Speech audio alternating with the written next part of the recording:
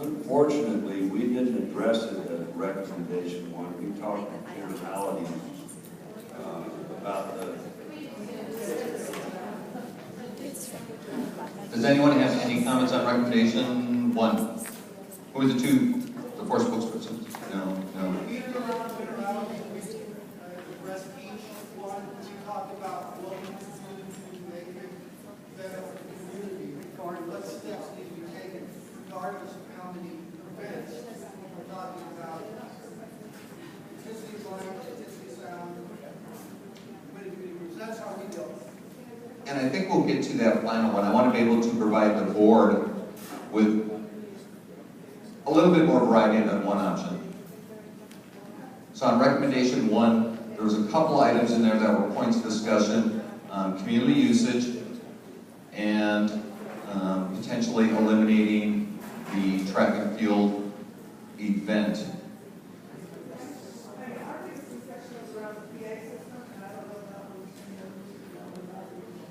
Let's just look at, if we can look at those two items on recommendation one, we can forward recommendation one as it stands without any additional changes, then we can go on to recommendation two. No changes to one? I don't think that's going to work, Tim, because everybody seems to have responded that we didn't really discuss recommendation 1, 2, or 3. We talked in generalities about the mitigation factors involved, whether it be lighting, whether it be sound, whether it be usage of the field, etc.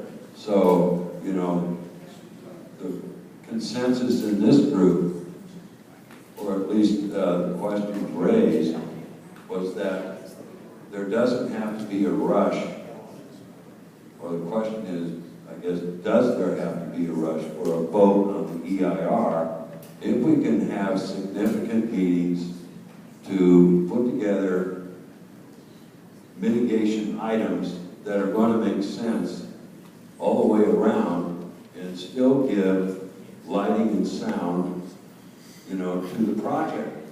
And there's a lot of things that can be done and still give YVHS what they'd like to have. So that's generally what we do. And no, not taking, I'm sorry, Tim. I can't multitask anymore. So we don't think that is necessarily something that would take a lot of time, but I think it would be difficult to get it done by next Wednesday's meeting. So, you know, looking at it from a practical standpoint, you know, even if it's voted on next week, there's nothing going to happen, practically speaking, until the end of spring next year to that field. You're talking about a wall, you're talking about rain, you're talking about digging trenches, you know, all that kind of thing. And there's going to be problems with it. So from a practical standpoint, it's going to be, you know, a non-item to wait for a week or 2 or 3 to have significant input from all the groups here as to what kind of mitigation is going to make sense for everybody. For staff, for administration, for the school, for the community, for the immediate neighbors, etc. So I don't know why there has to be a rush to vote on the EIR when there's significant questions that could be addressed before that. Understanding everything you said, the commitment to the board was to bring this forward on the 9th. The board had asked me to look into a couple of things and bring it forward on the 9th. My intention will be to bring it forward on the 9th. It will be a board-based decision what they would like to do with that, but my recommendation will be, so what I'd like to do is if we can get into, and if we want to bypass 1 and 3 and talk about some of the factors that each of the group talked about, get those written down so that I can bring forward that item to the board on the 9th. It's not for me to make a decision, so. Well, it sounds like it is. Absolutely not. I'm bringing information to the board that they asked for. Well, you indicated that your recommendation to the board would be to place the item on the agenda for a vote.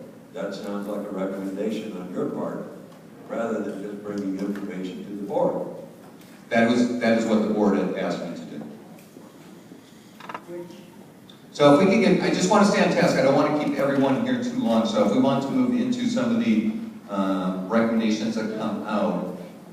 I can't stop myself. I have to say just one thing. I came into this meeting not really understanding fully where everyone stood on the issue. And sitting in this group, I am happy to say that it is not an all or nothing conversation like I had kind of felt when I sat in that board meeting.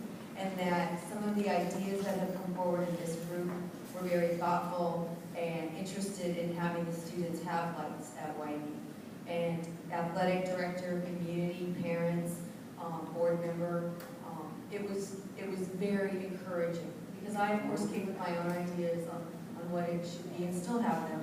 But I did hear a group that wanted to quickly come to a place where they could start the project. Absolutely, and that's what we want to hear. If I can just ask that when we talk, can we make sure that the person that's taking notes can get all of these notes? I have a commitment to the board. The board has asked me to do something. I want to meet that commitment. I'm not saying that we want to rush that. I want to take as much time, and I don't want to get caught up on that. I want to make sure I hear your ideas tonight so that we have that information. Does that make sense? So, let me go into... So, am I getting this correct? Mr. Cody, you would give the mic to each of the four that we had already said and come up with ideas that were concrete, right? Modifying somewhat our charge because there was a generalized discussion. Am I understanding that correctly? That is correct, and what I'd like to do is kind of go through some of these items, and then if we have additional things, if we can bring some of those forward. So if we can just open up real quickly on the thought process on reduced lighting for practices. I think the games, does anyone have a problem with the time that the games are lit? If we can move into the practices. Tim, I'm going to actually not pay attention to your order because I don't think anybody will. What I think would be easiest is for each group to tell you their ideas rather than wait for you to come up with the territory. I think it would come much quicker that way, and that's what I'm going to do. You can cut me off if you want, but you can't get the microphone. And I'm open to that. I mean, especially as long as groups, we don't try to overcome the speaker. Okay, group number 2. My name is Mike Langley. I'm a citizen of the district. Group number 2 consisted of a gentleman from the neighborhood, a couple of parents, and me.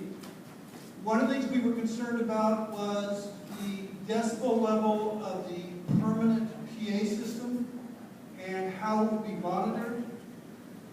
We were very much in favor of that ad hoc committee being able to get the actual decibels and report back to the school board if it was too much of a disturbance. And we also would like to see all use permits absolutely forbidding outside groups to bring in portables.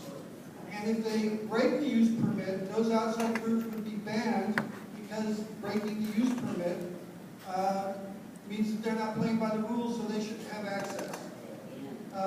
Number 2, we heard from community members that outside groups have been bringing in portables, as they will, early Saturday mornings. And I'm not sure if Concord, Walnut Creek, and Clayton, they can't start till 8, but I heard in Concord that you can start making noise at 7 in the morning by their laws. We would like to see use permits for the weekend have a start time of around 10 a.m. Regardless of when the cities say you can start making loud noise, we would think that the neighbors should have at least till 10 a.m. before any